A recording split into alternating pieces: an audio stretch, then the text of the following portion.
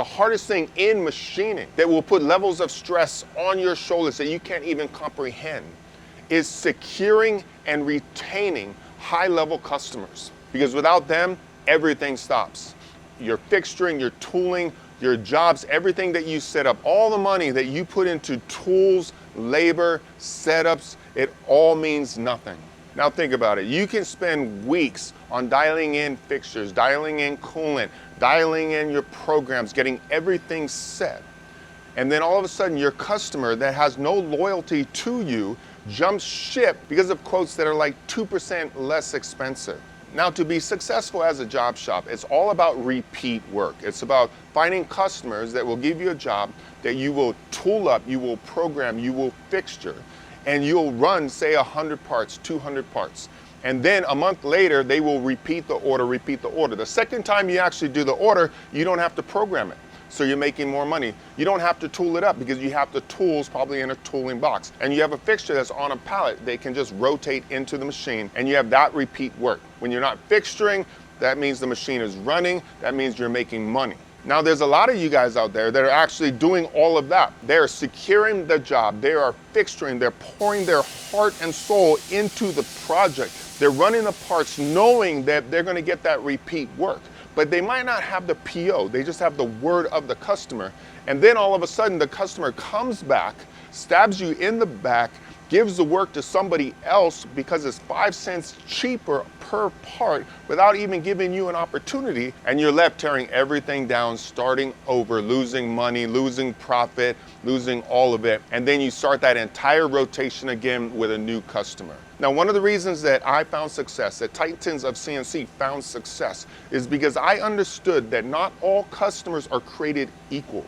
And not all vendors are created equal. And therefore, I had to learn from my mistakes. I had to change my ways and be strategic to find the right customers that would last a lifetime, that you could actually build a crazy relationship where both customer and vendor win. We need customers that give you blanket orders. They give you long runs, they give you repeat work, and they trust you as a partner. Now here's the battlefield. You're competing against companies that are willing to cut their prices and lose money just to get a chance at your customer. And that's a problem. You're also dealing with customers that are willing to shop around for a better price. Now, when you look at top level companies, like say a SpaceX, you'll have different levels of purchasing agents or buyers. You have the young guys that come in, they don't understand the vendors, they don't understand who you are or what you bring to the table. They're looking for a price, so they look good. But through experience, they'll actually go for all of the cheap prices if not reined in, and they'll suffer the consequences by having late deliveries, by having scrap parts, by having to redo parts because of the quality issues that come with that. But then you also have top level buyers that have the experience and they've been burned because they've gone after those cheap working shops and they've lost. And those shops make them look bad. And their lead times and their assemblies and everything gets pushed out, which then puts their job in jeopardy. Now these guys, men and women, they're wiser. So they actually look at shops based on who you are. Are you AS9100? What is your history? What type of parts do you have? What type of capabilities do you have? What type of machines do you have?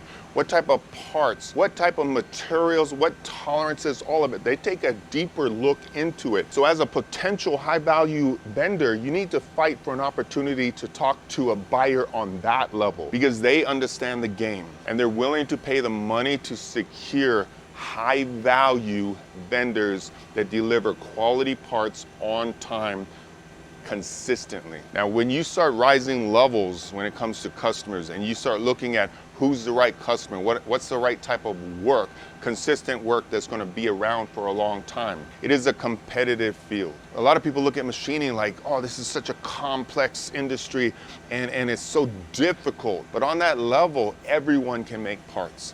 Everyone can deliver parts. So you have to figure out how to find a niche and how to separate yourself from the bunch. It's not about making chips, it's about surviving the customer game. It's a mindset that you have to win. And if you don't master what I'm telling you, you're going to struggle forever. So what is a high value customer, and how do you recognize one when you see it? A high value customer isn't just about how much money they spend. It's about the type of work they bring you.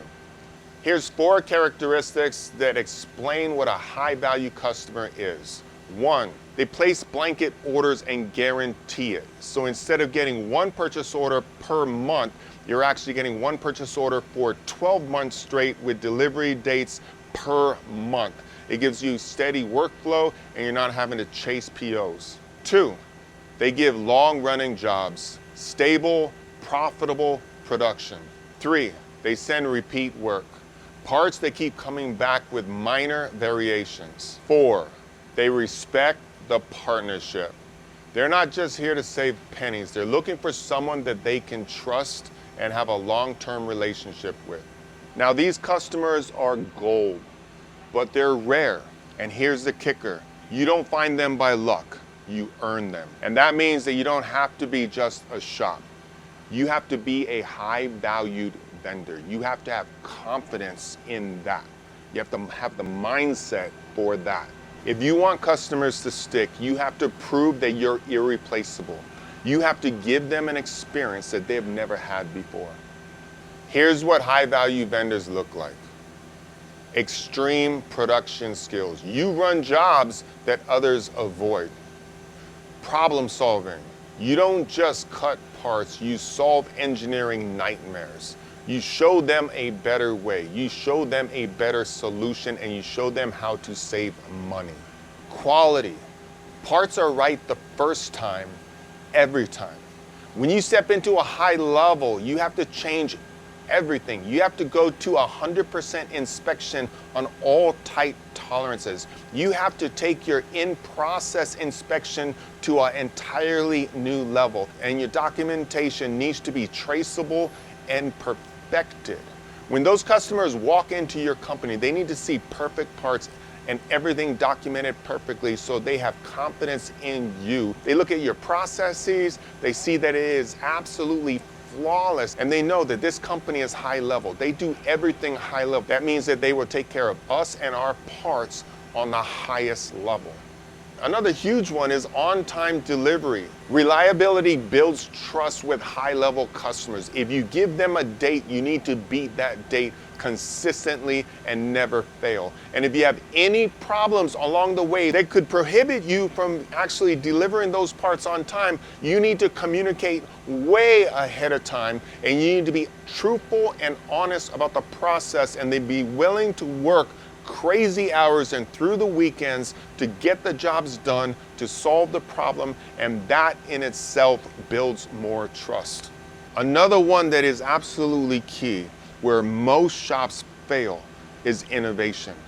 We have to have an obsession for perfecting the process. We have to look at it and never say, this is the way we've always done it. We have to look for ways to improve it. Even if we have a company that is paid $5 per part for 5 years straight, if you see new tooling, if you see a new way of fixturing, a new machine, and they have a crazy amount of parts that you manufacture for that company, if you can figure out how to actually save time and go back to them and say, I know we have purchase orders, but I found a new way to do this, and I'm gonna actually drop the prices down to $4.75 with you still making money, they will love you forever, and that will bring crazy trust because you didn't have to do that. You're showing something that nobody else would show, and therefore you're digging your roots into a high-value customer. It's hard to walk away from a vendor that puts you first. All right, so here's how you start building relationships with high-value customers. Filter customers. Stop quoting every random job. You need to target the ones that value having a high-level vendor.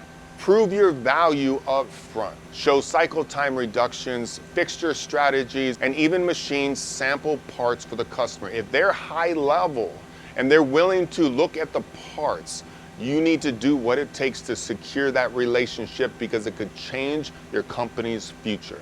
Over-deliver on the first orders. Make it impossible for them to imagine working with anyone else. When they open the box is perfect. The tape even has the name of your company on it. When they cut through the box and they look at the parts, the packaging is perfect. And when they undo the packaging and see the parts, they stand there in awe looking at jewelry.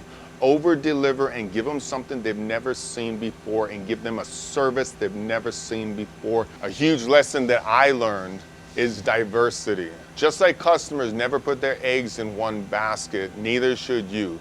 Never let a single customer hold you hostage, no matter how much money they're offering you. Always diversify. Always have many different customers serving your company. So if one goes down, the others can keep you afloat while you look for the next. But how do you truly find a high value customer? You have to interview them. If you say these two things, it will also help them respect you because they know you're serious about relationships. So question number one that you need to ask this potential customer: do you see your vendors as long-term partners or just as another quote? This one is actually important because it's short and to the point, and when you say it, it's going to get them to open up about their company and their vision and how they actually look at their vendors. And at this time, you might just get them to open up in a way where they say, you know what, we actually do want vendors that can do repeat work. We want to end up doing blanket orders, and they can actually give you some of the knowledge needed to see if they're actually a high value customer or not, and if they have the potential to be one. Number two would be, what is the biggest headache your current vendors give you? Now this one is super important because now you're showing competitiveness. You're looking at the vendors that are now serving them, and you're instantly saying, I'm going to be better than them. I'm going to solve the problems that you're having. And this is straight up impressive, and it creates more conversations that will allow you to determine if this customer can be a high value customer for your company.